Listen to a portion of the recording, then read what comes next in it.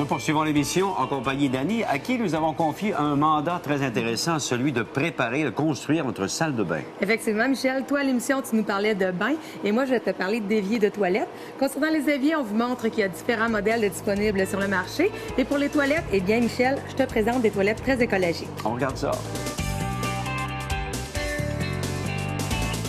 Allô, Véro? Allô, Annie? Je pense qu'en ce qui a trait les lavabos, les gens ne doivent pas avoir peur d'oser. Oui, il faut oser au niveau de la couleur, au niveau des formes, il faut explorer tous les styles.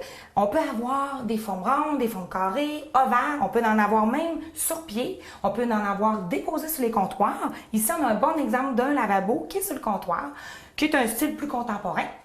Alors, il faut s'amuser là-dedans. Oui, et dans une salle de bain qui dit lavabo, dit également toilette. Oui, bien sûr. Alors, il faut penser pour la toilette cette année à l'écologie, à l'environnement. Il faut économiser l'eau.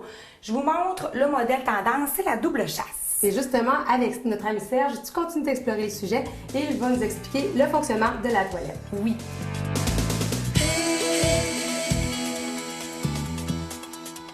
Allô, Serge? Bonjour. Alors aujourd'hui, on va parler de deux éléments essentiels pour la salle de bain, les lavabos et les toilettes. Commençons par les toilettes. Oui, bien les toilettes, Véronique, c'est l'élément le plus essentiel de la plomberie dans une maison. Tout le monde en a une, ça c'est sûr. Ce qui différencie les toilettes d'autrefois avec les toilettes d'aujourd'hui, le principal élément, c'est la consommation d'eau. Autrefois, les toilettes consommaient 13 litres d'eau. Maintenant, le standard, c'est à 6 litres d'eau. Okay. Pour avoir une bonne toilette qui évacue rapidement et efficacement à 6 litres d'eau, ça prend vraiment, premièrement, un bon mécanisme interne au réservoir dans la toilette. Et ça prend aussi un bon siphon qui évacue, dans le fond, les matières solides qui se situent en arrière de la toilette.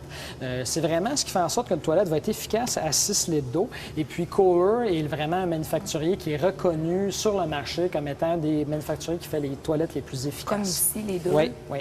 Puis je pense qu'il y a des différents, maintenant, chasses, oui. deux chasses, une chasse. Le standard est encore au 6 litres d'eau, mais une nouvelle tendance depuis environ 5 ans, c'est les doubles chasses. Donc maintenant, on a des toilettes comme les deux modèles qui sont ici.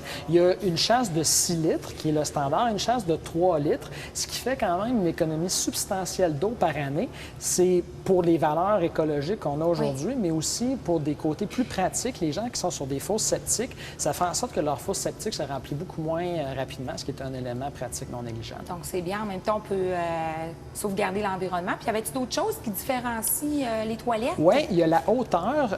Autrefois, les toilettes étaient tous relativement basses. Ce qui faisait, c'est que lorsqu'on s'assoyait, on avait les genoux qui nous remontaient un peu dans le front. Mais aujourd'hui, les hauteurs sont beaucoup plus confortables. Je peux te laisser l'essayer pour t'assurer. Tenter une expérience. Plus confortable?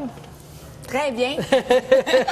Donc, il y a la hauteur confort, puis il y a aussi le côté allongé du bol qui fait en sorte que ça a un petit peu plus de design. Je vous dirais que consommation d'eau, toilette allongée et hauteur confort sont vraiment les trois éléments. Les tendances. Oui, c'est les nouvelles tendances au niveau des toilettes. Maintenant, le deuxième élément important de la salle de bain, ce sont les lavabos. Alors, peux-tu nous parler un peu des différentes catégories de lavabos que vous avez? Oui. Bien, la première façon de catégoriser un lavabo, c'est par sa matière. Le plus classique, c'est la porcelaine. On voit ça dans la majorité des salles de bain, mais il y a aussi des matériaux un peu plus originaux, dont la fonte émaillée.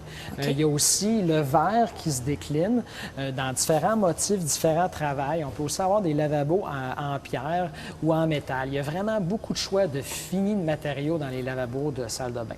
Le deuxième élément, c'est la façon dont on intègre le lavabo dans la salle. Dans la vanité. Oui, c'est ça, sur la vanité. Lorsqu'on dépose le lavabo sur la vanité, on appelle ça un vasque. Ça, c'est un vasque. Ça, c'est un vasque. Ensuite, on a des lavabos sous-plans qui sont en dessous du comptoir. Okay. On a des lavabos semi-encastrés, c'est-à-dire qu'il y a une partie en dessous du lavabo et une partie sur le dessus. Finalement, les lavabos qui sont vraiment encastrés. Et puis, les deux dernières catégories, c'est les lavabos sur colonne et les lavabos qui sont directement au mur. OK. Puis si on aurait des conseils à donner à un acheteur, qu'est-ce qu'il doit considérer là, avant d'acheter un lavabo? Premier élément, la dimension. Deuxième élément, c'est vraiment une question de goût, couleur, design. Puis troisième élément, lorsqu'on a un enfant, c'est important d'avoir un trop-plein sur le lavabo. Alors, je te remercie, Serge. Puis grâce à tes bons conseils, je pense que ça nous donne le goût de rénover et même de venir magasiner ici. Bienvenue, Véronique. Merci. Cette chronique vous a été présentée par Thalas à domicile, un monde qui marie beauté et noblesse. 88 682 36 06.